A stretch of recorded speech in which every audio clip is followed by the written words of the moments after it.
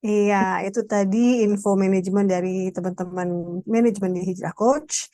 Yang dari kemarin nih tanya-tanya sama saya tentang sertifikasi program CHMP, tentang gimana sih caranya kita tahu cara kerja otak kita untuk bisa lebih lagi jadi manusia terbaik di ranah personal dan juga profesional kita.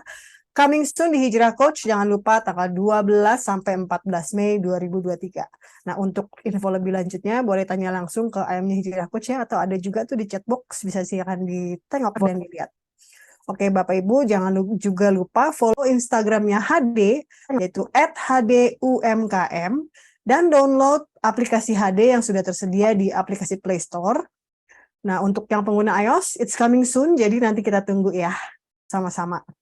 Oke, Bismillah, malam ini merupakan rangkaian webinar series dari topik mental health.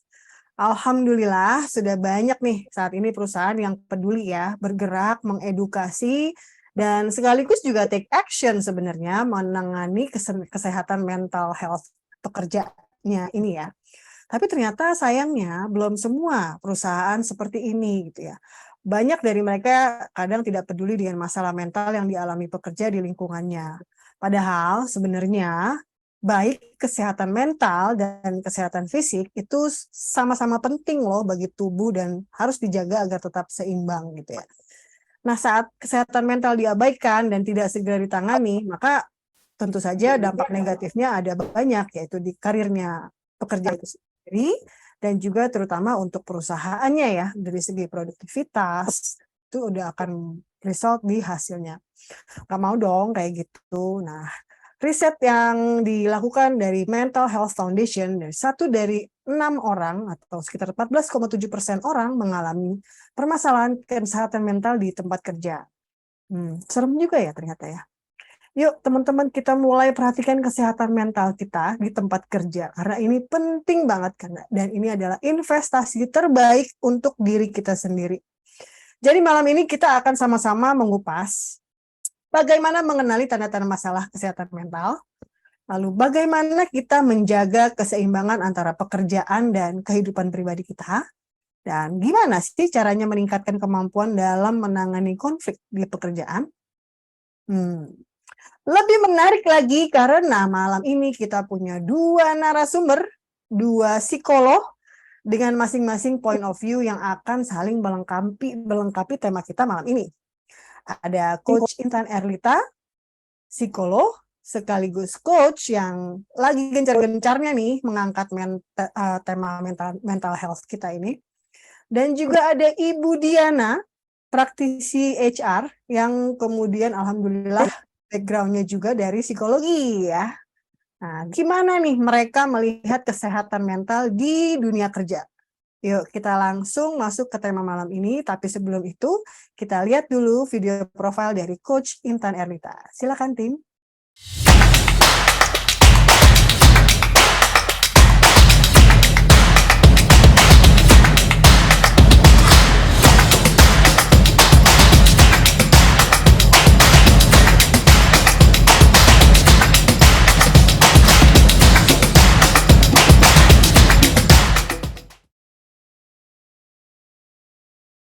Ya, ternyata sudah ada. Siapa yang nggak kenal sama ibu cantik satu ini ya? Jumat malam dia udah bersinar, cantik selalu. Saya pasti selalu kalau di sebelahnya dia kok kebanting ya. Lampunya ada 7, Coach Oh, Intan. lampunya ada 7. Oke, saya mau beli 2 lagi biar jadi 9. Coach Intan Erlita, Ya, psikolog, Coach Abi. managing partner, firm owner coach, dan artis layar lebar yang akan coming soon filmnya. Yang terakhir tambahan dari Coach Abi. Yang lagi sibuk banget ini, sibuk banget jadwalnya ibu-ibu, bapak-bapak.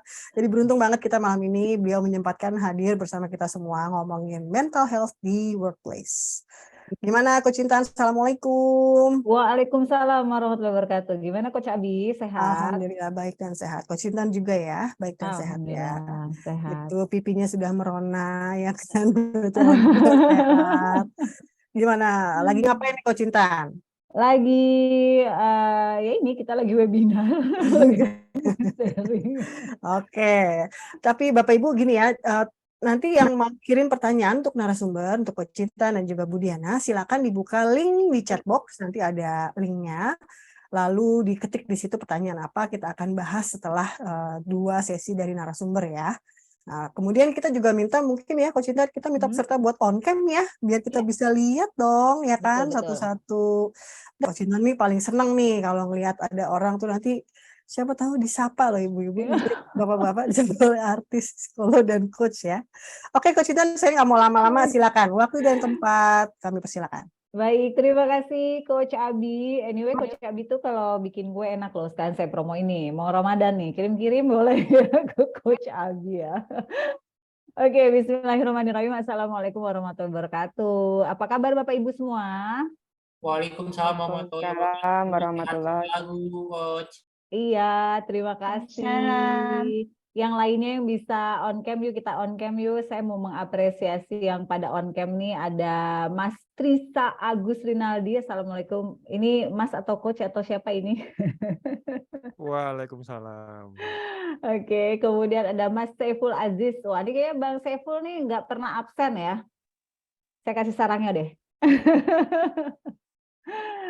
Oke, thank you. Terus ada Mbak Hanani. Mbak Hanani di Mekah, Mbak, betul? Saya baca di chat box ya. Oh, Mbak. Iya, Coach. Iya, saya Masya di Mekah. Allah. Masya Allah. Titip doa boleh ya buat kami semua yang ada di sini ya. Amin. Insya Allah semua Amin, kita selalu Masya dalam Allah. keadaan sehat. Amin. Kemudian ada Amin ya Allah. Wahyu Aidil Indra. Assalamualaikum Mas Wahyu. Waalaikumsalam warahmatullahi wabarakatuh. Oke, terus ada Mbak Anissa Agustina. Assalamualaikum Mbak. Waalaikumsalam, Coach. Baik. Pokoknya on-cam saya tegur-tegurin deh ya. Mas Agus, apa kabar Mas Agus? Kebetulan ini teman aku, Coach. Itu Bu Hanani. Oh, jangan deketan nih, beda kamar doang nih, sama-sama di Mekah. Enggak, teman kampus. Iya deh. Baru teman kita kampus. selesai kuliah. Masya Allah, jadi ajang silaturahmi ya. Baik. Kemudian ada Mas Agus Amiruddin. Assalamualaikum Mas Agus. Waalaikumsalam warahmatullahi wabarakatuh. Sama ini juga teman. Loh, ini sebenarnya geng-gengan atau gimana ini? Ini teman kampus juga nih, Coach. Oh Agus nih. gitu. Satu Masya kampus. Allah. Geng kita. Satu kampus, tapi nggak lagi mentalnya baik-baik aja kan semuanya kan? Saya kurang baik. Mungkin ada agak sedikit itu ya. Agak sedikit kayaknya. Pak Agus ya tadi agak oleng. Mohon maaf kalau yang agak kurang bagus, saya nggak terima konsultasi ya malam ini ya. Baik, terima kasih banyak untuk yang sudah on cam dan mudah-mudahan buat yang off cam juga masih bisa sharp ya untuk mendengarkan materi kita hari ini. Karena tadi juga Coach Abi bilang bahwa ini tuh hari Jumat ya, malam Sabtu ya nggak sih, kalau buat yang kerja kan kayaknya ini malam-malam santai gitu ya. Tapi bersyukur ternyata cukup banyak 150 orang yang ingin mengetahui kondisi kesehatan mental di dunia kerja. Oke. Dan harapan saya semua mentalnya dalam kondisi baik-baik saja. Amin gitu ya. Oke, sekarang saya mau bertanya di chat box. Silakan menjawab biar saya tahu bos 152 ini sisanya benar-benar manusia ya, bukan bukan cuma namanya doang. Silakan tuliskan di teman-teman semuanya, apakah penting nggak sih kesehatan mental itu menjadi isu utama yang harus dibahas di dunia kerja? Cukup jawabnya penting atau tidak penting. Silakan di chat box, Bu. Penting banget. Penting banget. Silakan tuliskan di chat boxnya. Oke, penting semuanya, penting sekali. Ada yang I-nya banyak banget, ada yang penting banget ya. Oke, pasti penting. Oke, good, thank you buat yang sudah menuliskan. Penting banget Kak, penting. Ya, oke. Stop. Sangat penting sekali. Oke. Yang kedua pertanyaan saya. Jujur ya, oke. Pernahkah teman-teman merasakan kondisi mentalnya tidak sehat di tempat kerja? Pernah atau tidak pernah? Silakan tuliskan di chat box. Pernah. Oke. Oh, saya lagi mencari yang nggak pernah, rasanya semua pernah ya. Oke. Terima kasih buat yang sudah menuliskan. Yang pernah dong Kak, itu kayak bangga ya, pernah dong Kak. Seolah-olah sama, saya juga stres di tempat kerja gitu ya. Sangat pernah banget. Oke, thank you buat teman-teman yang udah menuliskan di chat box dan mudah-mudahan ini mewakili semua teman-teman ya yang sudah menuliskan juga di chat boxnya. Oke, Kalau kita bicara, tadi kan saya bertanya 2 hal ya, penting nggak sih? Ternyata penting. Pernah nggak sih gitu? Ternyata pernah, sering, pernah dong Kak gitu ya. Artinya hampir semua orang kerja itu di dunia kerja mengalami yang namanya kesehatan mental sedang tidak oke. Oke, nah mulai sekarang kita coba mengurangi kata bahwa saya sedang stres, saya sedang depresi, saya seperti buntu. Entar dulu ya, oke. Kita jangan langsung melabel diri kita dengan kata saya stres, saya depresi, saya butuh healing ya. Kayaknya sekarang kalimat itu sering banget keluar ya. Kita ubah dulu dengan kata-kata adalah ada kalanya mental saya tidak oke. Ya, karena basicnya satu adalah kita sebagai makhluk hidup itu nggak ada yang sempurna. Setuju nggak Bapak Ibu ya? Kan kita makhluk hidup itu pasti tidak ada yang sempurna. Dan terkadang perubahan adaptasi yang sangat kencang banget, apalagi di era VUCA kayak gini nih yang kita butuh untuk bertahan gitu ya, karena perubahan yang sangat luar biasa, pasti ada yang namanya dikala kita merasa sedang tidak baik-baik saja secara mental. Ya, oke. Sekarang saya mau coba share screen dulu untuk biar teman-teman sama-sama tahu nih kondisi mental saya sekarang lagi baik-baik saja atau lagi nggak baik-baik aja. Oke, kita bahas kesehatan mental di tempat kerja. Ya, ini menjadi penting karena tadi Coach Abi juga udah bilang ini menjadi isu yang lagi hangat dan sekarang banyak ya corporate gitu ya yang memang mereka minta untuk coba dong tolong ngobrol tentang mental health nih di tempat kerja kita gitu. Kenapa penting? Teman-teman setuju nggak? Kalau yang namanya mental itu kan nggak kelihatan, ya beda ya sama kayak misalnya kalau kita sakit gigi, giginya ada gitu ya. Terus kalau misalnya kita, aduh kayaknya nih tekanan darahku tinggi, itu bisa diukur ya, ada angkanya. Tapi mental itu tidak terlihat dan tidak terukur. Tapi impact-nya itu mempengaruhi kinerja kita di kantor dan di rumah. Nah, ini dia bahayanya. Oke, kalau gitu kita mulai untuk mengenali nah, kesehatan mental itu apa sih? Nah, ini dari poin yang segini banyak nih, cukup yang di-highlight adalah ini. Kondisi kesejahteraan, ya kan, yang di dalamnya nih, teman-teman ya, kita tuh bisa mengelola stres kehidupan yang wajar. Tuh, jadi stres itu pasti manusia itu mempunyai kata stres. Oke, jadi jangan menganggap bahwa stres itu sesuatu yang sangat berat banget. Nah, menjadi kesehatan mental dikatakan sehat adalah ketika kita bisa mengelola stres kehidupannya itu dengan wajar.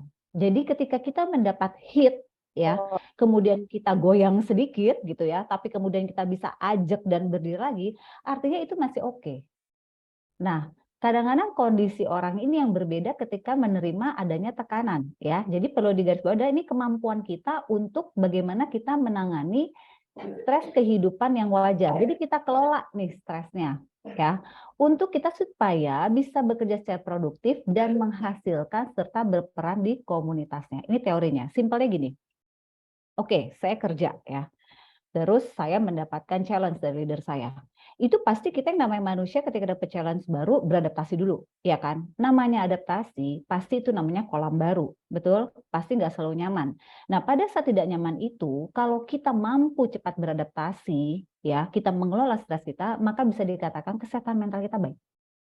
Jadi bukan berarti setiap ada hit terus kita merasa nggak nyaman, kita stres, jangan. Ini tentang mindset kita. Kalau kita bilang berat, ini berat. Tapi kalau kita bilang mampu, maka ini mampu. Kenapa? Karena tubuh kita itu yang mengontrol adalah pikirannya kita. Ya, pikiran yang ada di belakang nih, otak kecil. Makanya kalau teman-teman pegang otak nih ya, tempurung nih ya, kenapa hanya berhenti sampai di belakang, namun yang paling belakang kecil itu tidak. Malah itu nggak ada covernya ya. Makanya kan orang tuh kalau misalnya jatuh, kena pukul, hati-hati kalau belakang kenapa? Karena ini bisa mempengaruhi ingatan kita, memori kita berkembangnya di situ. Nah artinya ketika kita bilang nggak mampu, nggak bisa, maka bisa jadi harusnya stres yang mampu dikelola itu tidak mampu dikelola. Dan akhirnya beneran tuh, kita jadinya stresnya stres beneran, bukan hanya katanya stres. Ya, jadi indikasinya gitu teman-teman. Kalau misalnya baru ya pusing-pusing tapi bisa adjust, it's okay. Itu bukan kesehatan mental yang terganggu. Ya, yang penting yang kedua adalah bahwa kita masih mampu bekerja dan menghasilkan hasil yang terbaik dan di lingkungan sosial kita tidak mengalami gangguan. Contohnya gangguan gimana sih? Kalau orang tuh udah stres ya, ngelihat orang jalan aja atau ngelihat ke arah kita tuh bisa negative thinking. Itu kalau kita benar-benar kesehatan mentalnya kita nggak lagi oke, ya. Oke, selanjutnya kita akan bahas lagi kesehatan mental yang tidak terjaga, ya, akan menyebabkan apa sih? Nah, ini juga indikatornya nih buat kita nih, Bapak Ibu semuanya. Yang pertama yang pasti mempengaruhi performa kerja dan produktivitas. Ini udah pasti. Ya, yang namanya kesehatan mental kita tidak terjaga, artinya kita nggak bisa mengelola hal-hal awal yang ada pada diri kita, maka impact-nya perform kerja kita itu jadi nggak maksimal. Ya, berimpact lagi ke produktivitas. Secara besarnya berimpact kepada goal besar dari perusahaan. Ya, sehingga kita dinilai tidak perform gitu. Kemudian adanya konflik hubungan antar rekan kerja. Mulai deh konflik sama atasan, mulai konflik mungkin sama teman-teman kita yang equal, mulai deh konflik sama bawahan kita. Nah, ini artinya udah ada yang salah nih sama diri saya kalau sampai saya berkonflik sama semua orang yang tadinya saya nggak pernah berkonflik, misalnya gitu. Atau kalau misalnya ada perbedaan pendapat bisa dikelirkan segera, tapi kok kali ini kayaknya semakin memanas. Kemudian adanya menurunnya kemampuan fisik. Jangan salah loh, ketika mental kita sedang tidak baik-baik saja, fisik ini bisa menurun performnya, ya. Jadi karena psikis, fisik bisa menurun. Namanya psikosomatis. Jadi hati-hati dengan pikiran kita juga karena bisa menurunkan kesehatan kita. Dan nanti efek besarnya adalah berimbas pada aktivitas kita sehari-hari, baik di kantor maupun di tempat bekerja. Maupun di keluarga. Nah, menariknya, selalu saya kalau berbicara mengenai kesehatan mental di tempat kerja, pasti saya kaitkan dengan keluarga. Kenapa? Karena teman-teman menyadari nggak sih, begitu kita punya kondisi tidak nyaman di kantor, ya, biasanya menjadi tong sampah emosi dan energi negatif kita di mana? Di rumah ya, di keluarga ya, gitu ya. Karena kan kita nggak berani nih ngomel-ngomel di kantor, nggak berani kita nih frontal kepada atasan kita.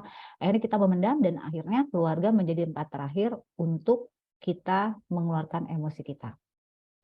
Nah, menariknya lagi, banyak akhirnya dari perusahaan yang memikirkan bagaimana caranya supaya kesehatan mental di tempat kerja ini bisa ditekan atau bisa dikurangi dengan melibatkan keluarga.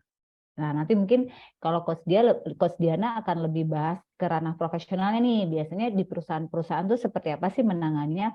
Kalau saya justru lebih konsen kepada bagaimana kesehatan mental yang tidak terjaga selain membuat performa kita di kantor menurun, ternyata imbasnya ini kepada keluarga. Nah, ini kenapa saya tarik ke sini? Karena korelasinya seorang karyawan yang bahagia, tanda kutip ya, yang bahagia, dia akan menunjukkan performa terbaiknya. Ketika dia menunjukkan performa terbaiknya, maka dia akan menghasilkan hasil yang maksimal dan impact besarnya produktivitas perusahaan menaik. Makanya kenapa sekarang banyak tim-tim HR itu menyasarnya adalah kesehatan mental. Karena seringkali permasalahan kenapa di kantor itu terjadi penurunan produktivitas bukan karena skills dari timnya. Karena petarung tangguh pun ada kalanya dia down. Nah, jadi ini bukan tentang skills-nya, ini bukan tentang kemampuannya, tapi ini tentang kesehatan mentalnya yang sedang tidak baik-baik saja. Oke, sedikit saya akan mengupas tentang keluarga. Kalau kita berbicara, ya, kalau namanya udah mental kerja nih, tergerus ya, akhirnya yang terjadi adalah keluarga versus karir. Ini bertarung. Ya, kenapa? Karena akhirnya impact-nya kita dengan pasangan, dengan anak itu kita menjadi bukan hal yang solid. Dan ini akan memperburuk kinerja kita di kantor. Karena sejatinya keluarga yang support system akhirnya menjadi tandingan. Apa aja biasanya sih yang muncul? Karena misalnya permasalahan ekonomi. Betul? Akhirnya ya udahlah saya kerja gini deh, gimana lagi dong? Saya kan harus bertahan, bla bla bla bla bla bla. Mulai. Akhirnya kita nggak punya waktu untuk mengatur. Karena orang yang stres, orang yang tidak mempunyai kesehatan mental yang baik, kecenderungannya sulit mempunyai time management yang maksimal. Sehingga di kantor berantakan, di rumah berantakan. Akhirnya dia mempunyai kesehatan mental yang juga semakin terganggu. Kemudian konsep yang salah antara karir dan keluarga.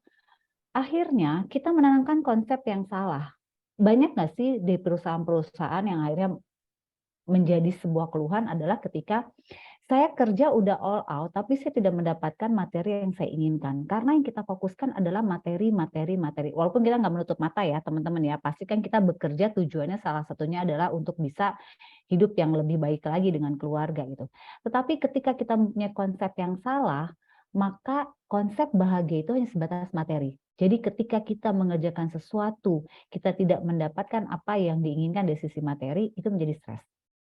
Dan ini bisa menjadi hambatan yang kedua. Jadi udah karenanya ekonominya yang kita pikirkan, akhirnya kita nggak bisa bagi waktu, dan terimbas adalah kita tuh nggak punya konsep bahagia yang sebenarnya. Karena yang kita tuju adalah sesuatu yang udah salah.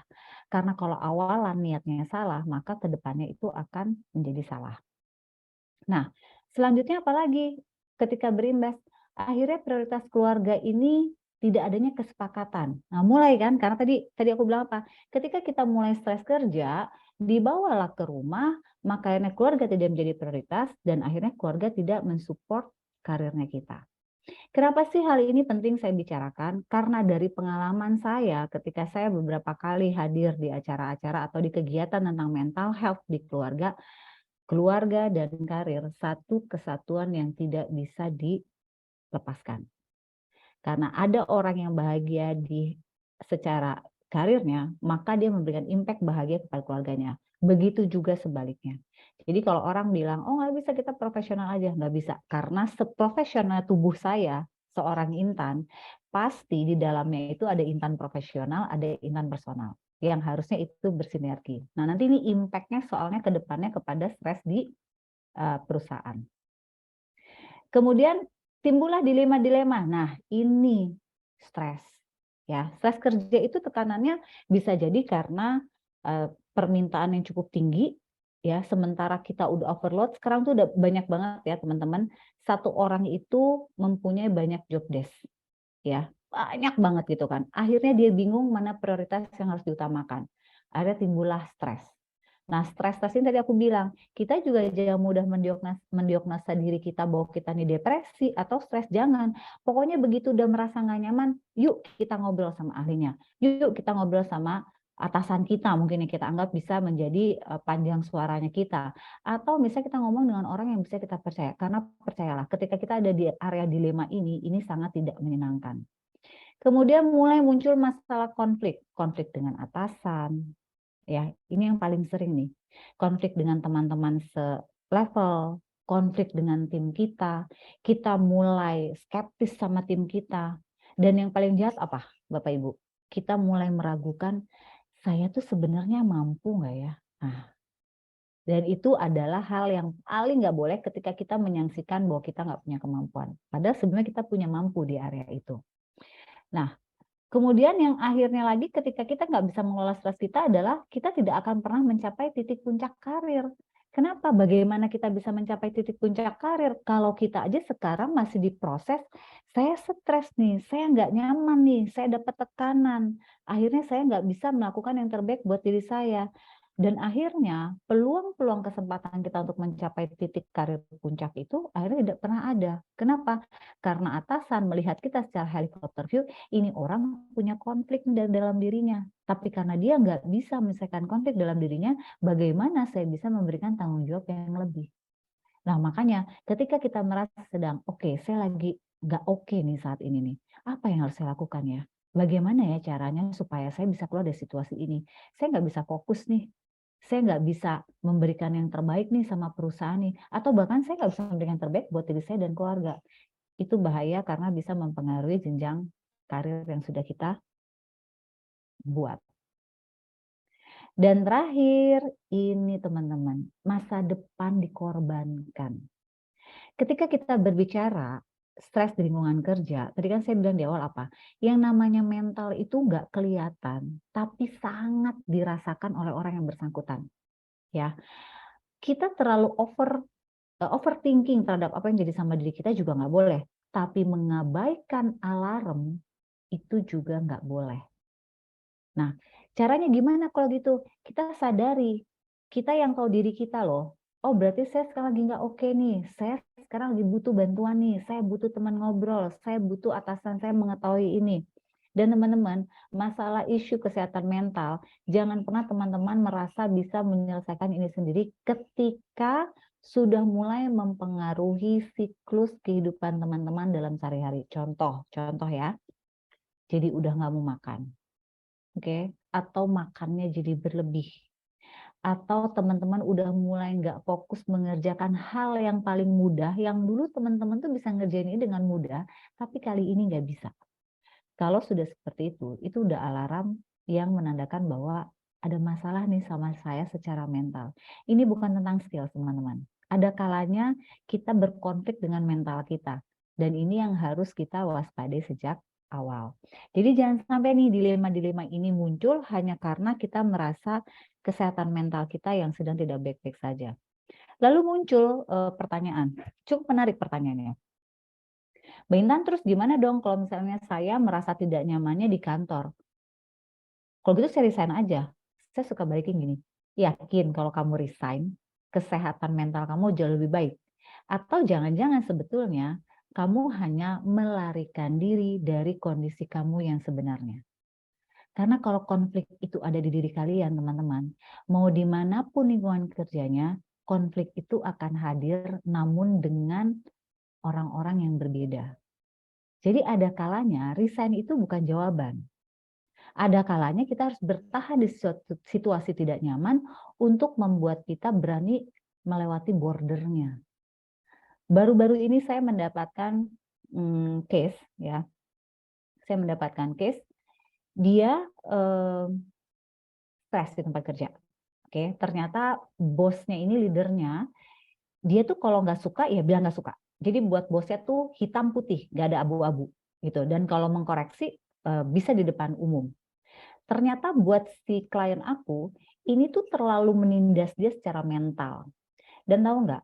Dia menahan itu sampai akhirnya dia mendengarkan ada bisikan-bisikan. Nah, bisa bayangin nggak? Ketika kita merasa tertekan di awal, kalau kita nggak berani berbicara, ini kita bicara mental soalnya, maka itu akan menghasilkan kondisi-kondisi mental yang jauh lebih berat lagi. Bisa nggak misalnya hal-hal seperti itu bisa diatasi nggak? Ya bisa, tapi poinnya adalah gini, kita mau menyadari nggak? Karena kadang-kadang ada orang gini, oh enggak deh, kalau gitu saya resign aja. Karena kayaknya kalau saya resign, hidup saya lebih happy. Yakin? Saya suka ngomong kayak gitu kalau sama orang-orang yang merasa bahwa resign itu salah satu solusinya. Walaupun ya bisa jadi itu juga solusinya. Tapi artinya sebelum kita mengambil keputusan, ada baiknya kita mengenali diri kita nih. Ini saya berkonfliknya dengan siapa ya? Apa karena saya nggak mampu dengan pekerjaannya? Atau karena sebenarnya segi mental saya ada sesuatu yang sebenarnya membuat saya akhirnya tidak perform. Nah, makanya kenapa saya suka menyarankan kalau di sini misalnya ada para HR, leader-leader gitu ya. Yuk awareness, yuk kita berikan kesadaran kepada para tim kita bahwa penting loh sekarang kita menyadari kesehatan mental kita ada di mana. Ingat kita masuk era VUCA, era yang di mana adaptasinya sangat cepat, ya kan? Pergerakannya dahsyat. Bahkan dalam seminggu ini aja saya mendengarkan cukup banyak orang terkena layoff dan resign karena memang harus ada membuat tim yang lebih simpel. Itu kalau nggak kita mempunyai mental yang kuat, itu akan membuat kita berdampak cukup besar. Nah, nanti kita akan bahas tipsnya. Mungkin nanti ada Coach Diana yang lebih praktisi langsung nih. Kalau misalnya di kantor seperti apa sih penanganannya? Kalau misalnya ada karyawan yang mengalami kayak tadi tuh mentalnya lagi nggak baik-baik aja. Apakah ada fasilitasnya atau bagaimana? Dan baiknya kalau misalnya karyawan merasa nggak nyaman, boleh nggak sih ngomong sama HR-nya gitu ya? Kayak ini ntar Coach Abi yang nanya ke Coach Diana ya gitu ya. Tapi yang pasti teman-teman ingat bahwa setiap orang pasti mengalami dan pernah mengalami kondisi kesehatan mental yang sedang tidak baik-baik saja. Tapi belum tentu kondisi kesehatan mental yang sedang tidak baik-baik saja akan berujung kepada stres atau depresi. Namun kalau kita abaikan alarm pertama, itu akan bisa menjadi alarm kedua, ketiga, dan bahkan yang jauh lebih berat lagi. Jadi poinnya adalah stres di tempat kerja itu adalah sesuatu yang bisa saja terjadi. Tapi selama kita masih mampu mengelolanya, berarti mental kalian baik-baik saja. Oke? Terima kasih Coach Abi, silakan Coach Abi. Terima kasih banyak Coach Intan untuk paparannya ya. Nah, itu kan kalau teman-teman Coach Intan yang ngomong tuh enak ya, adem gitu ya. Yang lihat orang yang cantik, ngomongnya juga jelas, serta Aku tuh AC atau apa Masya ya? Allah. Boleh, boleh. Kamu kalau AC itu kayak berapa PK gitu. Oke, teman-teman, Bapak Ibu semua. Jadi udah jelas ya kalau mindset itu ternyata penting banget buat kita mengelola mungkin bilang konflik kehidupan yang wajar gitu ya supaya kita jadi lebih waras lah ya dalam menghadapi semua konflik yang ada dan datang kepada kita. Terima kasih banyak buat Coach Intan Erlita. Nah, sekarang kita mau masuk ke narasumber yang kedua. Nah, narasumber yang ini nih keren banget ya kalau menurut saya karena kalau ngomongin mental health workplace di tempat kerja itu pasti dia nih udah dari psikolog ya kan, latar belakangnya psikologi, lalu juga sekarang ini menjadi seorang human capital practitioner di salah satu BUMN terdepan di Indonesia. Sahabat saya, boleh dong ya ngeklaim sahabat ya. Keren banget karena dia ini di pekerjaannya ada Budiana. Tapi sebelumnya kita lihat dulu yuk video profil dari Budiana ini. Silakan Tim.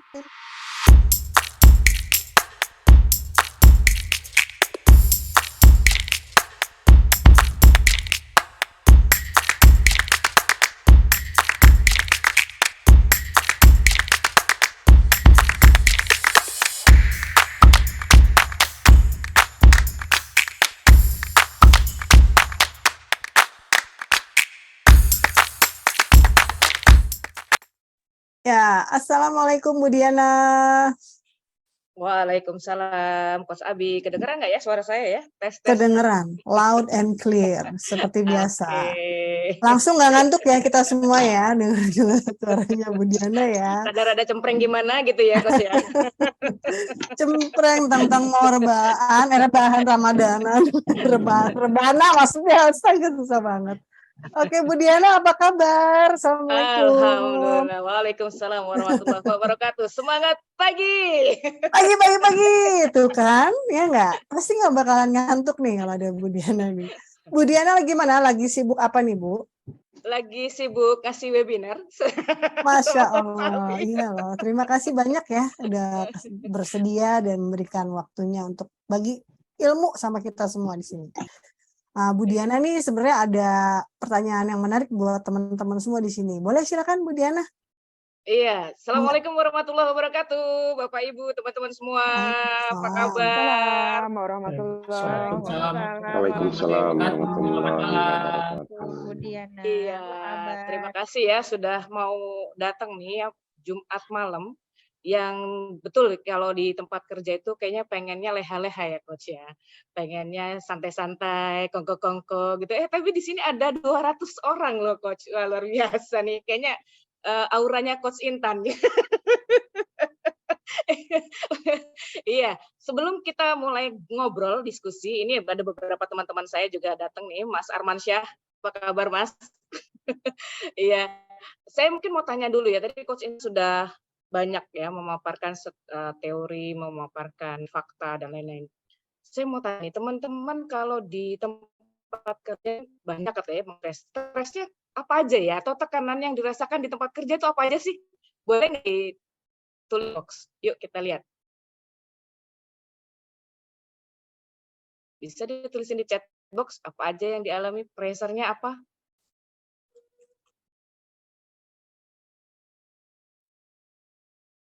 Iya, waalaikumsalam. Pimpinan yang selalu marah-marah, oke.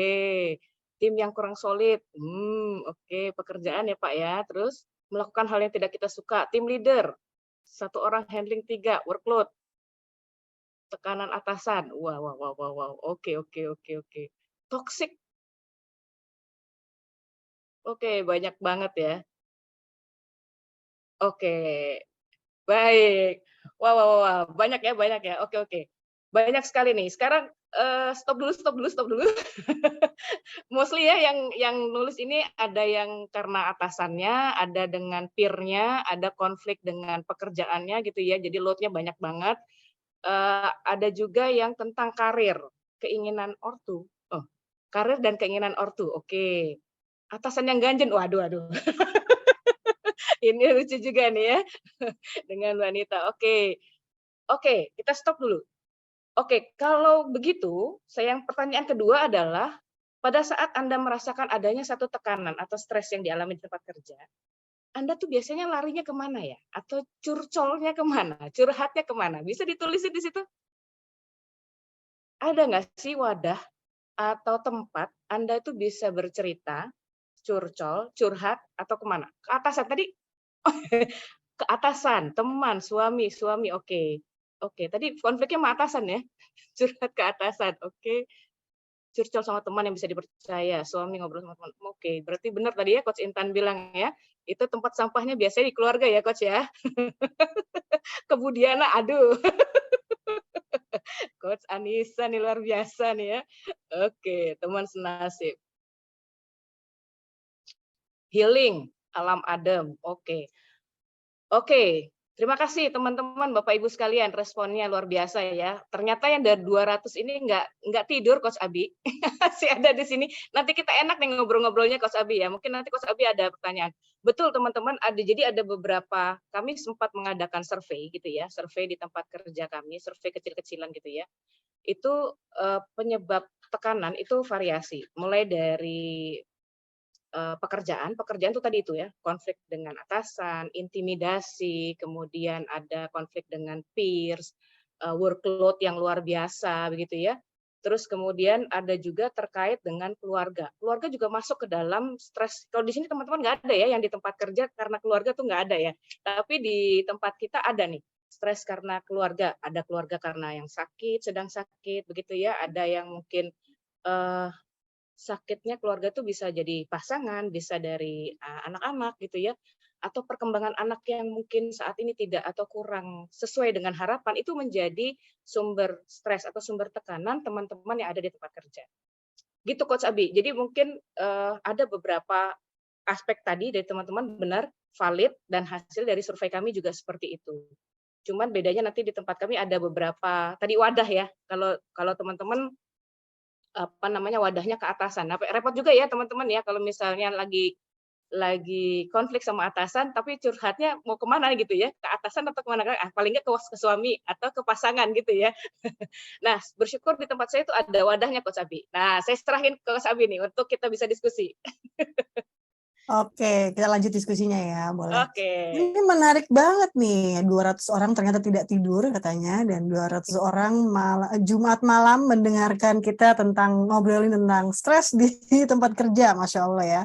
Nggak apa-apa, ini memang sesuatu yang kelihatannya lagi kita hadapi semua ya, Bu Diana ya, di mana-mana ya. Nah, benar juga tuh, boleh juga semuanya pada on cam ya, jadi kita bisa lihat sambil lihat nih siapa nih, karena Bu Diana nih emang suka iseng, orang nanti yang dipanggil satu-satu loh. Enggak ya, disalamin siapa tahu nanti dapat PMP. Oke. Tadi kan diceritain ya Bu ya, itu ternyata memang ada gitu ya fenomena ini gitu ya, dan banyak dirasakan, dan bahkan tadi ketika Coach bertanya pernah stres atau tidak stres, semuanya ya, nggak ada yang bilang enggak gitu ya.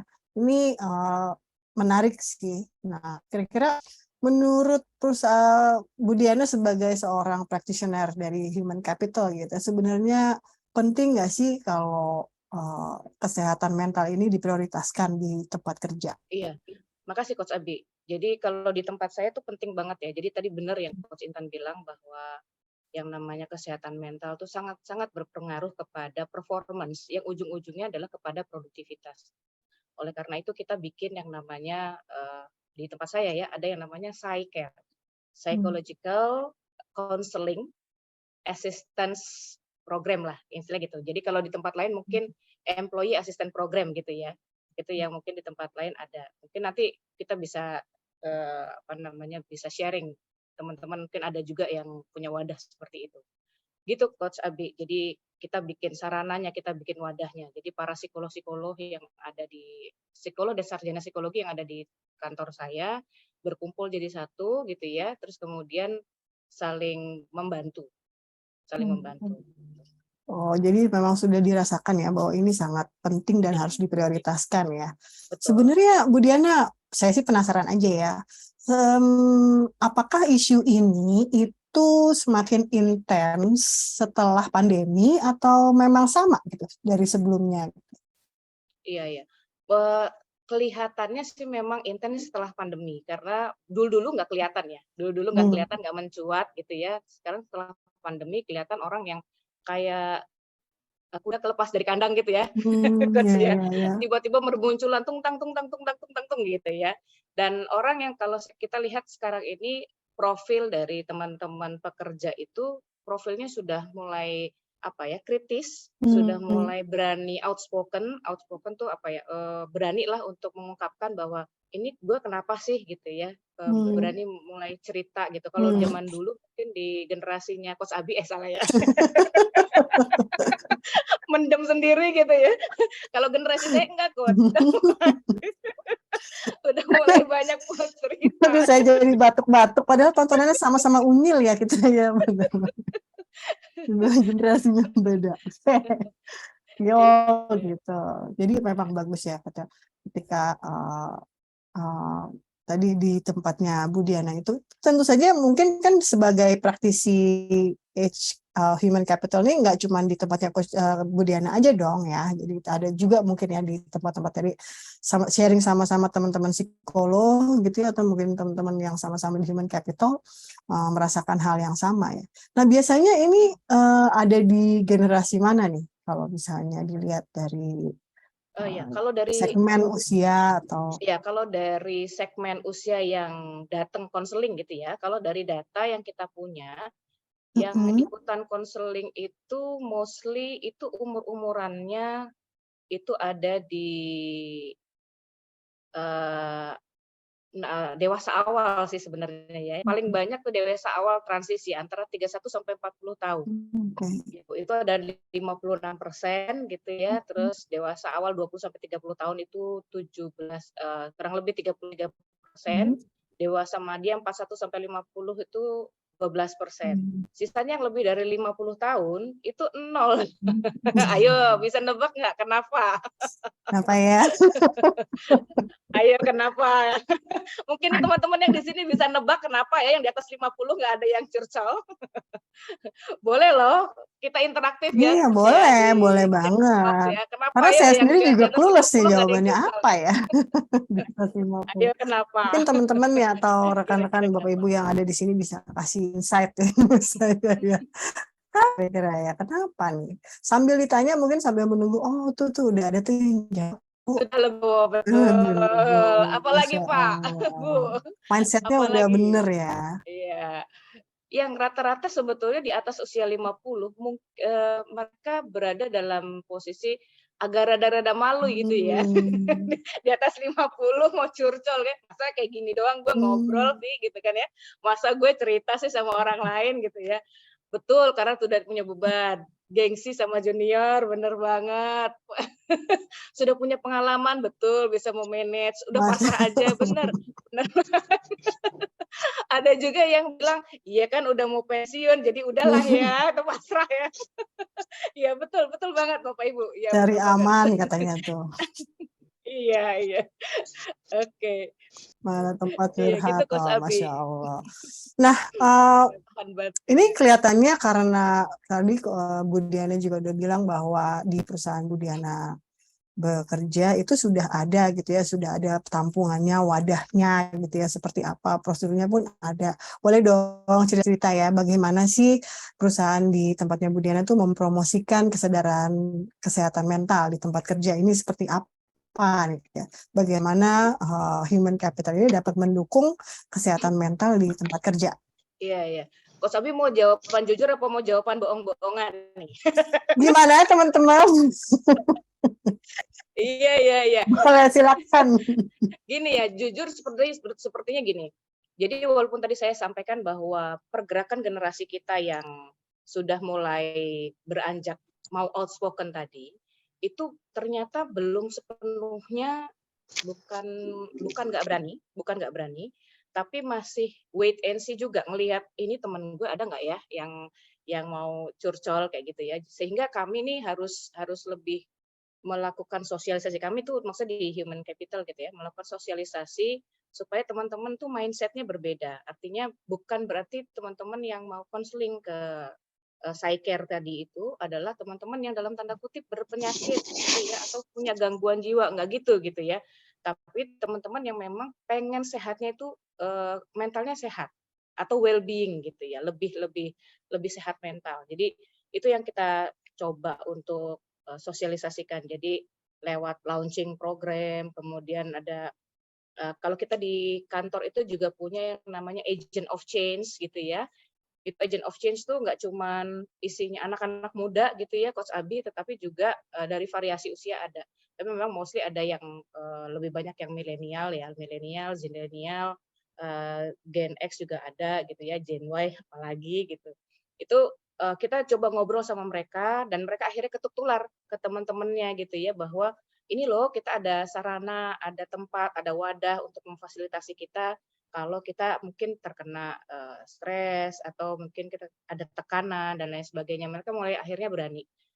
Terus yang kedua adalah di level atas kita coba melakukan satu pendekatan ya kepada atasan-atasan bahwa ini kita sediakan sarananya, jadi tolong bapak-bapak dan ibu-ibu manajemen itu bisa melakukan sosialisasi juga kepada timnya, bahwa kalau yang ke tempat kita atau ke psycare itu jangan dimusuhin ya, atau jangan justru diintimidasi dalam tanda kutip dibully gitu ya, tapi mereka betul-betul memang ingin mendapatkan satu bantuan. Kita sadarkan ke Bapak Ibu manajemen bahwa kalau timnya mereka sehat secara mental, mereka akan bisa lebih perform dan lebih produktif. Gitu sih, Coach.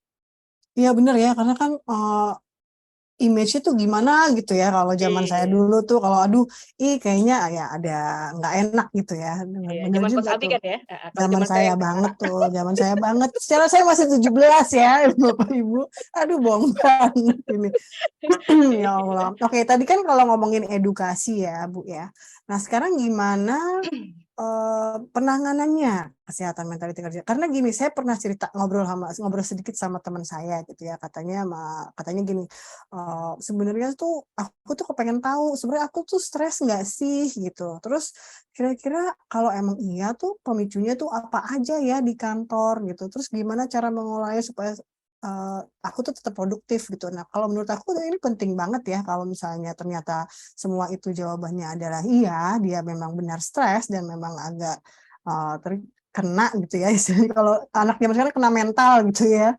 Nah, itu gimana tuh gitu ditanganinya gitu. Dia harus bagaimana gitu. Iya, yang pertama tadi ada dua jenis pertanyaan kalau saya mengamati dari Coach Abi ya. Yang pertama adalah gimana sih kita detect-nya.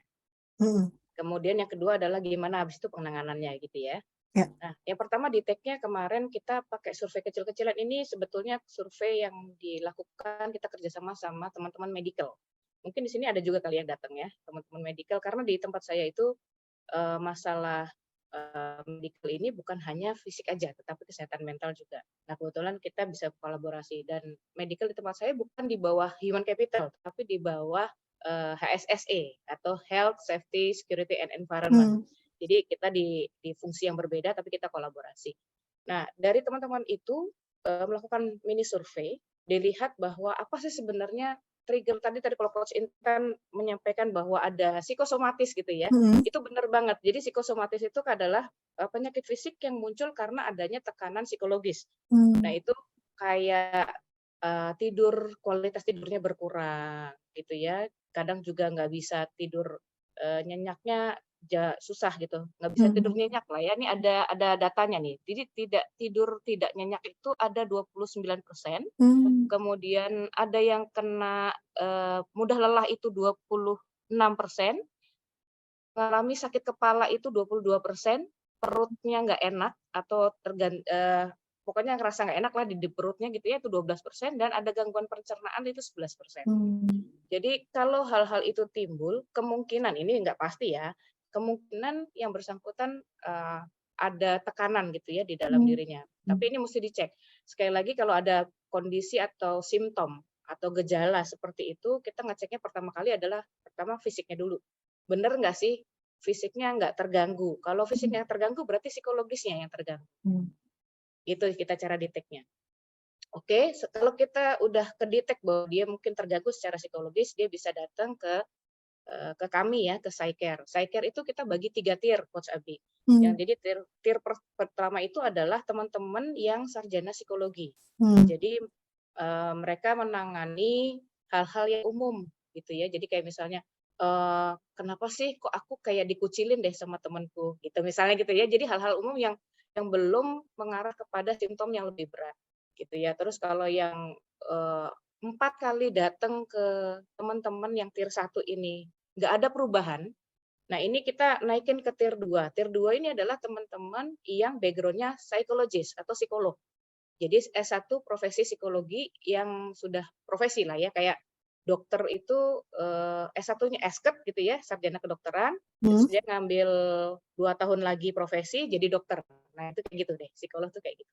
Nah, itu kalau di tier 2. Begitu nanti tier 2 tanganin, kemudian dia muncul satu gangguan misalnya, kok ada ini ya, ada delusi ya, kok ada waham ya, ada halusinasi yang udah muncul ya, ngomongnya udah ngaco, udah kemana-mana, itu kita yang di tier 2, yang psikologis ini sudah kita refer ke psikolog klinis yang sudah lebih spesifik gitu ya, atau spesifik atau spesialisasinya di situ. Itu biasanya di rumah sakit. Jadi bisa di psikolog klinis atau di psikiater. Ada beberapa di perusahaan saya memang yang sudah mengarah ke arah sana nih. Ini yang memang harus kita waspadai. Jadi memang harus penanganannya lebih serius lagi. Oke, terima kasih banyak nih insight-nya Coach Diana, Bu Diana. Jadi yang saya tangkap itu memang harus diseriuskan dan ini sepertinya sudah ada dalam flow yang baik ya penanganannya gitu ya. Semoga nanti banyak perusahaan juga yang mengikuti jejak ini dan juga serius untuk menangani mental health. Amin. Tempat kerja ya. Amin. Nah, waktunya mungkin bisa kita lanjutkan untuk Q&A. Boleh ya? Silakan. Bu Diana dan Coach Intan. Ya, nanti kasihan yang lain pada nonton doang. Ya, kita berdua kayak stand up komedi ya. Iya, silakan. Oke, boleh. Mungkin Bu Diana boleh minum dulu. Silakan. Nanti pertanyaan yang pertama untuk Coach Intan. Boleh ya Coach Intan ya? Oke, yang pertama dari dari Bapak atau Ibu nih, Alfian Nur. Dalam pergaulan di tempat kerja tentu ada kepribadian introvert dan ekstrovert. Apakah kesehatan mental yang introvert terganggu jika terus lanjut kerja di lingkungan ekstrovert? Dan mohon dijelaskan apakah introvert bisa menjadi ekstrovert dan bagaimana solusi jika lingkungan kerja yang terindikasi toksik? Seperti itu. Atas jawabannya, terima kasih. Terima kasih Silakan, pertanyaannya Coach Abi. Ini Bapak Alfian Nur ya, Bapak atau Ibu nih Bapak Alfian Nur ya. Jadi gini, introvert dan ekstrovert itu adalah 2 kepribadian yang berbeda ya, tapi sebenarnya tidak ada yang lebih baik. Dua-duanya sama-sama baik gitu. Artinya introvert juga punya kebaikan dengan sejuta potensinya, ekstrovert juga mempunyai potensi dengan sejuta potensinya. Namun yang perlu dipahami, terkadang tuh kesalahan orang adalah bilang bahwa orang introvert itu tuh terlalu pendiam gitu kan, terus seolah-olah tidak berani bersuara gitu, atau diem aja kalau di tekan gitu ya, tanda kutip ya. Sebenarnya itu bukan bagian dari kepribadian introvert. Jadi saya mau meluruskan sedikit nih. Jadi jangan ada kesannya bahwa introvert itu tidak lebih baik dari ekstrovert atau sebaliknya. Jadi kalau saya gitu ya, kan kalau orang ngeliat saya ngomong, saya bercanda, orang menduga bahwa saya adalah ekstrovert gitu ya. Padahal saya hanya ekstrovert kalau di ranah profesional. Artinya saya nih easy going nih kalau lagi ngobrolin masalah yang di kerjaan kayak gini nih, sekarang webinar saya cenderung senang ngobrol, senang diskusi. Namun ketika sudah berbicara masalah ranah di luar pekerjaan, saya cenderung lebih menjadi pengamat. Gitu. Jadi bisa dipahami ya. Jadi seorang introvert itu bukan berarti dia nggak bisa berbicara, nggak bisa memberikan ide-ide atau saran-saran, bisa sama seperti orang-orang dengan tipe ekstrovert gitu.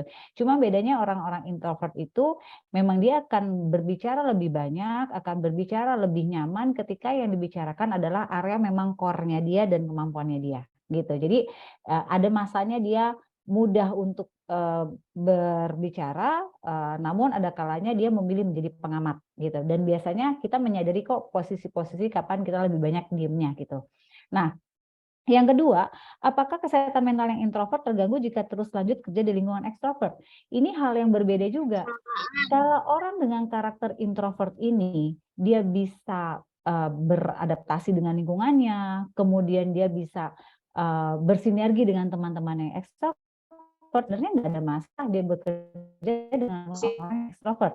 Malah terkadang dalam satu tim itu dibutuhkan orang-orang dengan tipe karakter yang berbeda, ya. Mungkin tipe ekstrovert tuh mungkin ya dia lebih berapi-api, dia lebih berani mengeluarkan ide-idenya, tapi bisa introvert atau sebaliknya gitu. Jadi artinya cocok nggak? Cocok. Jadi ini bukan masalah karakternya, tapi bisa jadi masalah tentang si kepribadian si orang itu gitu. Jadi cocok-cocok aja selama dia bisa bersinergi dan bisa saling mengisi di area-area blind spot-nya. Nah, nanti dibahas tuh blind spot sama Coach Ebi, boleh tuh ya di CHMP ya. Kemudian gimana nih solusinya jika lingkungan kerja terindikasi toksik? Oke, ini beda lagi. Kalau lingkungan kerja kita toksik, kita perhatikan nih, berimpact nggak ke kita secara karakter? Kalau misalnya ya, misalnya nih, lingkungan ini udah nggak bisa dikendaliin, gitu kan? Terus bahkan udah nggak bisa netral, salah. Coba kita usaha dulu, tadi kan Coach Dina bilang kan ada langkah-langkahnya, ada step-stepnya, mungkin ngobrol dulu dengan siapa yang bisa dipercaya. Oh ternyata nggak bisa nih, kemudian ngobrol dulu dengan atasan. Kalau tidak ada solusi, ya benar-benar nggak ada solusi nih, sehingga semuanya kayaknya toksik buat, mungkin kita harus evaluasi diri bahkan di tempat itu. Tapi dengan syarat kita benar-benar mampu menganalisa kondisi itu, apakah lingkungannya yang toksik atau saya dengan lingkungan itu. Ya, karena banyak orang dengan mudahnya bilang, lingkungan fit. Padahal sebenarnya lingkungan fit. Tapi mungkin bisa jadi kita yang tidak bisa langsung beradaptasi cepat dengan lingkungan tersebut. Jadi kita harus benar-benar sure dulu bahwa ini lingkungan benar-benar toksik atau enggak. Dan kalau tadi toksik ya, tadi saya bilang, ya mungkin HR gitu. Artinya ya di tempat kerja itu tidak menjadi toksik lagi. Itu kalau memang benar-benar seperti yang tadi ditanyakan. Jadi kesimpulannya adalah extrovert itu adalah dua karakter yang berbeda. Namun masing-masing mempunyai potensi yang sangat luar biasa. Tinggal pertanyaannya adalah kita mengenali nggak potensi diri kita. Nah ini banget nih supaya apapun karakter kita bisa tetap memberikan perform yang terbaik bagi kita dan juga lingkungan. Itu Coach Abi.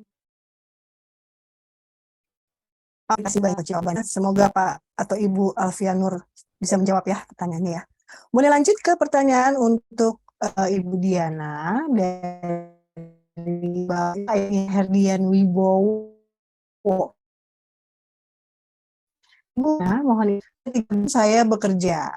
Yang saya lakukan sikap submisif karena jujur, saya bekerja dari posisi jabatan dan background pendidikan sudah tidak sedang.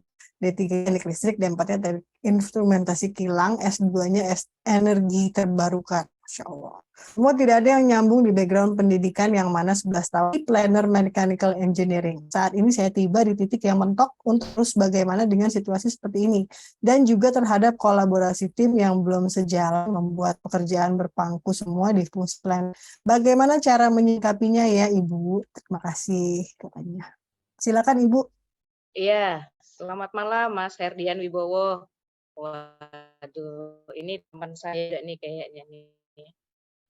Ya, Mas Herdian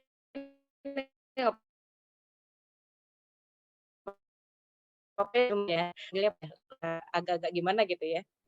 Boleh Mas Herdian, ini kalau kondisi pertama adalah memang kita harus tahu dulu sebetulnya Mas. Kita itu maunya kemana sih gitu ya.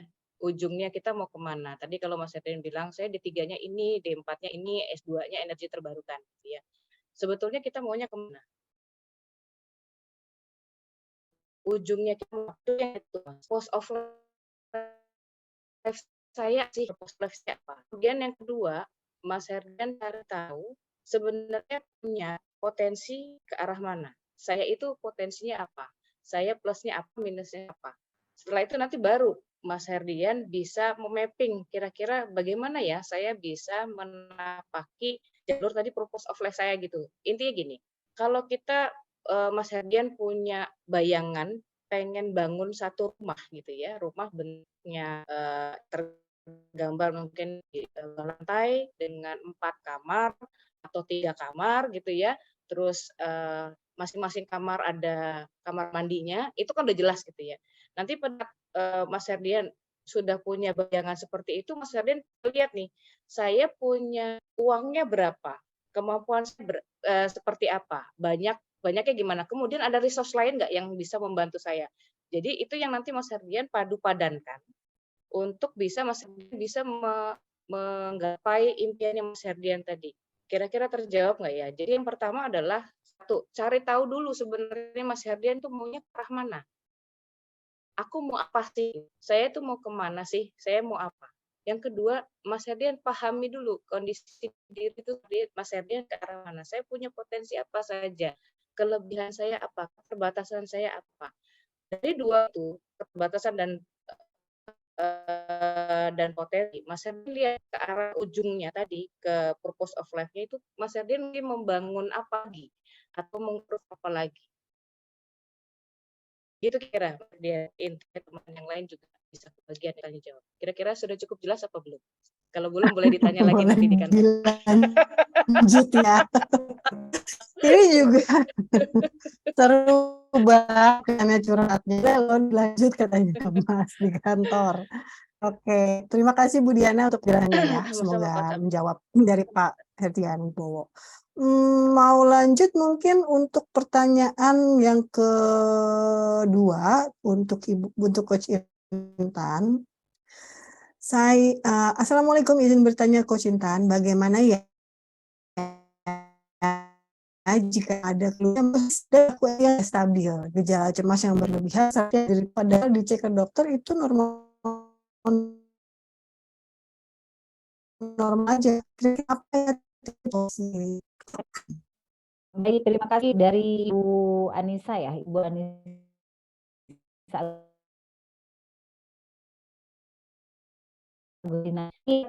Apakah yang mendiagnosa dia otomatis itu siapa gitu, artinya harus benar-benar ini tuh ahlinya yang memberikan diagnosa gitu. Jadi kalau khawatir salah.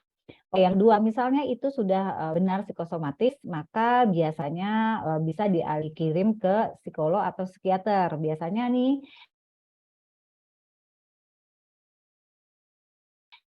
kalau dulu ada baik aja gitu, tekanan darahnya baik, oh ternyata ini dari pikiran. Kalau kayak gitu biasanya langsung kami psikolog yang turun untuk membuka benang kusutnya apa sih gitu yang menjadi pikirannya pasien tersebut sehingga berimpact kepada kesehatan dia. Nah, yang ketiga harus seperti apa sih? Ya tadi aku bilang kalau memang sudah pasti ini psikosomatis dan memang sudah didiagnosa oleh dokter atau oleh psikolog atau psikiater, maka harus mendapatkan treatmentnya. Treatment yang pertama harus ketahuan dulu penyebab masnya. Oke, banyak yang pikirannya apa? Benang kusutnya tuh di mana? Karena kalau kita bicara orang yang terkena psikosomatis,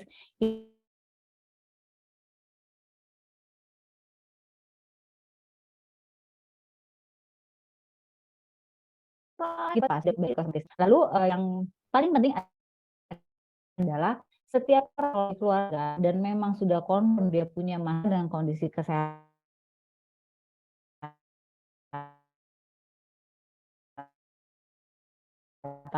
support dari keluarga yang di kondisi tertentu itu dia membutuhkan support terbesar dari lingkungan terdekatnya. Siapa ya? Keluarga, pasangan, sahabatnya. Karena dalam kondisi dia memperbaiki diri ini, dia ada masa-masa rentan sehingga mudah untuk merasa dirinya tidak mampu. Nah, jadi itu mungkin langkah-langkah yang harus bisa dilakukan. Namun tadi ya mungkin harus di-highlight adalah psikosomatis ini yang menyatakan siapa nih, dari dokternya gitu ya, atau dari keluarga yang mengira-ngira sepertinya psikosomatis. Hati-hati kalau mengira-ngira ya, karena takutnya khawatirnya diagnosanya salah. Itu dari aku, Coach Ebi. Terima kasih Coach Intan. Masya Allah, ini kayaknya sesi one on one banget ya. Aduh, seru ya malam ini ya. Saya mau nambahin satu lagi kalau gitu dari Amalia atau dari Bu Amalia dan Mbak Amalia. Untuk mungkin Bu Diana ya, boleh bantu ya, tolong. Bagaimana menyingkapi atasan yang nggak konsisten dengan aturan statementnya sendiri? Dan bagaimana menyingkapi atasan yang memberikan banyak kerjaan, atau multitasking, atau banyak posisi yang berganti-ganti posisi kerjaan, tapi gajinya nggak double, atau nggak ada tips, atau tambahan. Nah, curhat banget nih. Silakan Bu Diana.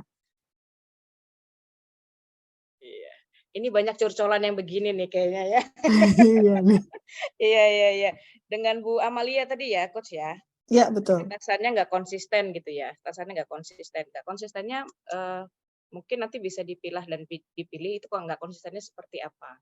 Kita kadang-kadang juga harus lihat terkadang atasan kita ini gitu ya. Kalau saya ngelihatnya gini, atasan kita ini kita melihatnya saat itu tuh tidak konsisten, tapi barangkali ada hal-hal yang secara di helikopter view-nya dia atau di atasnya dia itu melihatnya ada berbagai macam hal yang harus dia pertimbangkan dari sudut pandang yang berbeda-beda.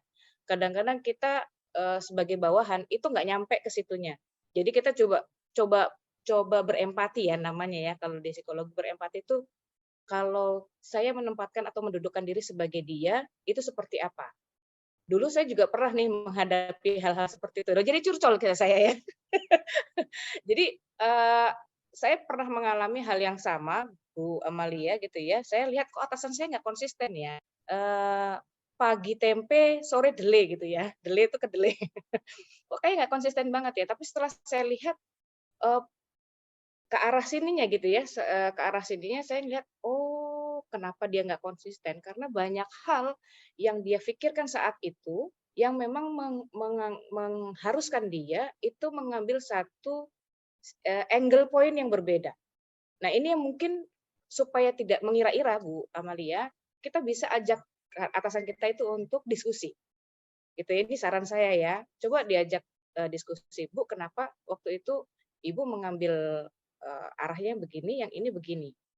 Apakah ada pertimbangan yang Ibu pikirkan pada saat itu sehingga pada saat nanti Anda punya permasalahan yang sama, Anda bisa tahu nih atasan Anda kira-kira seperti apa. Itu yang pertama. Yang kedua, pahami sifat atau karakter atasan kita. Kadang-kadang kita nggak bisa milih ya Bu ya, nggak bisa milih siapa atasan kita, benar nggak? Kita kan terima-terima aja ya, atasan kita ya begitu ya, kita harus menyesuaikan. Barangkali seringkali kita yang harus menyesuaikan atasan itu benar. Jadi kita harus tahu persis atasan kita itu karakternya seperti apa. Kita harus tahu gitu ya. Itu yang untuk tidak konsisten. Yang kedua, atasan banyak ngasih kerjaan tapi gajinya nggak double. Ini sering banget ya. Iya, pada saat ini kembali saya sharing tentang pengalaman saya maupun pengalaman teman-teman yang lain. Kadang-kala kita merasa kita terzolimi dalam tanda kutip gitu ya. Tapi begitu kita paham kemudian bahwa hal-hal yang diberikan kepada kita saat itu memang untuk memperkaya kita, dalam tanda kutip lagi ya, memperkaya kita tuh artinya bukan perkaya dalam hal materi, tetapi betul-betul melengkapi diri kita menjadi lebih mature, menjadi lebih matang, dan menjadi lebih terampil. Dan kita bisa berpikir lebih positif misalnya, kenapa sih dia kok ngasih beban itu ke gue gitu ya, ke saya gitu. Kenapa dia ngasih beban itu ke saya aja sih, ke teman-teman saya nggak lain? Enggak. Itu mungkin karena atasan kita percaya sama kita. Percaya sama kita bahwa kita sanggup, kita mampu, kita capable. Kita sanggup ada di situ gitu. Nah, itu yang bisa kita manfaatkan dengan kita melakukan sebaik-baiknya.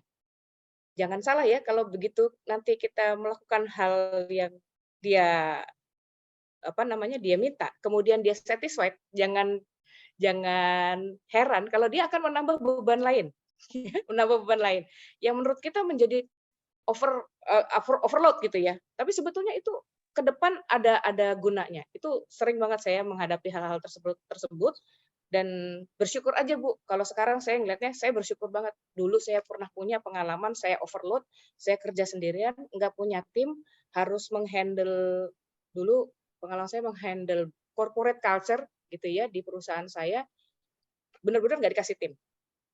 Tapi itu saya lakukan aja semua supaya ya mau gimana, nggak ada tempat lain, nggak ada tempat curhat lain, nggak bisa disposisi gitu ya. Tapi itu membawa saya untuk bisa lebih mature. Akhirnya saya bisa overcome dengan masalah-masalah yang lain sebetulnya gitu.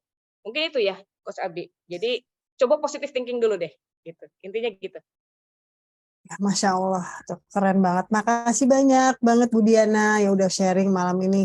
Bapak, Ibu, teman-teman semua, sebenarnya masih banyak nih pertanyaan-pertanyaan yang belum terjawab ya di sini. Terus as much as kita sebenarnya saya, Coach Intan dan Bu Diana di sini pengen banget bantu Bapak, Ibu dan teman-teman semua, tapi mohon maaf banget, akhirnya waktunya sudah tight banget dan kita harus pisah. Tapi sebelum mengakhiri sesi malam ini, mungkin saya boleh minta closing statement dari masing-masing narasumber kita. Boleh dimulai dengan Coach Intan Elita. Silakan, Coach.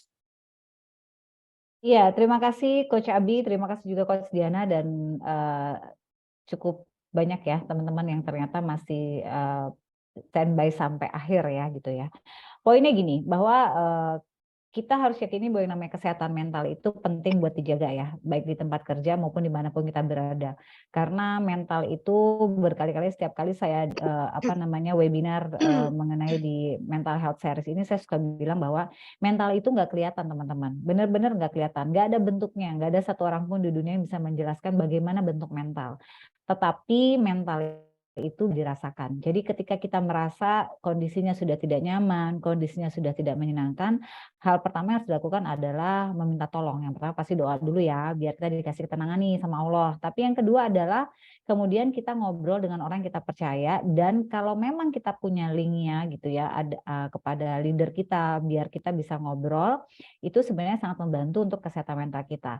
Poinnya adalah gini, kadang-kadang kesehatan mental itu akan menjadi lebih baik ketika kita bisa ngobrol one-on-one dengan orang yang kita percaya di kantor. Karena kadang-kadang berbicara dari hati ke hati, memanusiakan manusia, itu membuat kita merasa recharge lagi. Dan akhirnya semua hal yang berhubungan dengan kesehatan mental itu bisa kita tangani sehingga mental kita menjadi mental yang lebih baik lagi. Jadi kita harus dari bicara ya, bicara untuk kebaikan dan kesehatan mental diri kita. Itu aja Coach Abi. Terima kasih, Coach Intan. Silakan lanjut, boleh, Bu Diana? Oh, nggak bisa diwakilin Coach Intan aja tadi ya? Nggak bisa, ya. Nanti boleh nanti bayar, ada biaya fotokopi 100 sekarang ya, 1.000. Honornya buat saya ya. Iya, kalau dari saya simpel saja, tadi di tempat kerja kita pasti banyak hal yang kita alami gitu ya, banyak hal yang kita alami. Betul tadi Coach Intan, saya sepakat bahwa kalau sudah kita merasakan satu hal, tekanan yang menurut kita nggak sanggup gitu ya, nggak sanggup, atau kita udah fed up gitu, pengen ngibarin bendera putih, itu jangan ragu, untuk mencari pertolongan. Betul, kita kenali diri kita, aware terhadap kondisi kita sendiri, kesehatan mental kita, bukan cuma kesehatan fisik ya Bapak Ibu teman-teman, tapi aware terhadap kesehatan mental kita ini. I'm okay gitu, aku baik-baik aja nggak sih nih gitu. Kalau aku ngerasa aku nggak baik-baik aja, betul tadi, cari pertolongan gitu ya, cari pertolongan segera, jangan ditunda, jangan nunggu sampai numpuk gitu. Tapi di sisi lain teman-teman juga harus tetap positive thinking, bahwa orang-orang sekitar kita itu punya niat yang baik juga gitu ya. Positive thinking itu penting supaya kita tetap terjaga mental kita. Itu aja sih. Terima kasih Coach Abi. Terima kasih Coach Diana dan Bu Diana. Maaf banget, keren banget ya teman-teman malam ini ya. Mungkin untuk nambahin aja dari masing-masing closing statement dari narasumber kita tadi adalah, yuk kita kenalin yuk diri kita sendiri dulu seperti apa. Dan karena bahwasanya sejatinya mindset itu megang peranan penting loh dalam kita untuk mengelola mental health kita sama-sama. Dan ingat bahwa you never walk alone, kita tunggu sendirian, ask for help kalau memang itu sudah dibutuhkan. Dan yang paling penting ketika kita ingin mengenali diri sendiri itu sebenarnya Hijrah Coach punya ya sertifikasinya, itu adalah My Brain, ketika kita harus mengenali cara kerja otak itu seperti apa dalam mengambil keputusan, dalam take action, hingga hasilnya resultnya seperti apa. Nah ini sebenarnya bisa juga dijadikan senjata kita, bekal kita untuk mengenali diri kita sendiri seperti apa lagi gitu. Terima kasih banyak malam ini sudah hadir di sini semua. Mungkin kita mau minta tolong teman-teman buat on cam dulu ya, semuanya kita foto yuk rame-rame yuk. Yuk on cam yuk. Dalam hitungan. Nah, gitu dong. Tuh, kelihatan deh nih siapa aja Jumat malam yang udah cantik, yang udah ganteng ya. Malam belajar ya. Siap-siap. Jumat malam belajar nih. Boleh dibantu tim dengan siapa nih? Wah, ada GGM Boleh, nih. Coach. Coach Wahyu Aji nih. Silakan Ninda. Gayanya mau seperti apa nih, Coach? Bebas. Gaya bebas aja. Udah Jumat malam, udah mau siap-siap ini nih, tampil pentas kayak ini. Oke, saya hitung ya, Coach. 1, 2, 3. Ada gaya lainnya, Coach? Gaya Ya. lain. Ayo coba Gaya dipakai lainnya. lagi. Gaya Peserta apa nih tuh? yang on cam nih. Kita minta peserta yang on cam nih. Coach Abi, colek Coach Abi. Oh, oke. Oh, ikutin gayanya. Oh, tuh Pak Fatur Rahman tuh. Kayak gini. Apa turang gimana tuh tadi? Kayak gini Pak, dia jangan gayanya malu-malu tadi Pak. Ayo tuh. Pak. Ayo Pak. Ayo Pak, jangan malu. Nah, yuk. Oke, 1, 2, 3. Sip, sudah, Coach. Siap. Oke. Terima kasih banyak Ninda untuk foto-fotonya. Terima kasih banyak juga Bapak Ibu sudah mau on cam ya. Alhamdulillah kita ada di penghujung acara. Semoga acara malam ini bisa bermanfaat untuk Bapak Ibu dan teman-teman semua yang sudah hadir di sini. Terima kasih banyak untuk waktu dan kebersamaannya. Terima kasih juga buat Coach Intan Erlita dan Budiana sudah menyempatkan hadir di webinar Hijrah Coach malam ini dan sharing buat kita semua. Mohon maaf kalau ada salah kata atau gaya. Saya Agnes Lili beserta tim manajemen yang bertugas undur diri. Kita jumpa di event Hijrah Coach berikutnya. Subhanakallahumma wa bihamdika asyhadu an la ilaha illa anta astaghfiruka wa atubu ilaik. Wassalamualaikum warahmatullahi wabarakatuh. Waalaikumsalam warahmatullahi wabarakatuh. Izin pamit. Waalaikumsalam.